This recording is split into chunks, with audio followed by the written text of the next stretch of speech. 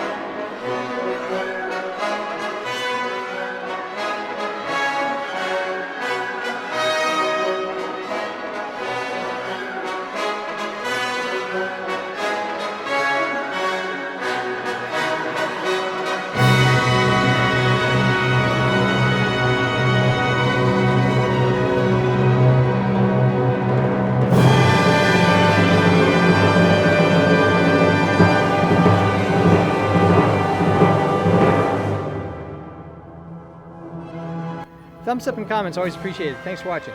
Have you had similar circumstances with nature? And have you used your DJI Neo to affect change on the situation? Post in the comments below.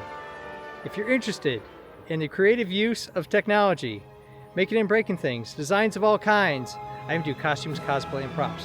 Check out my channel and please subscribe, because you never know what creative use you're gonna see.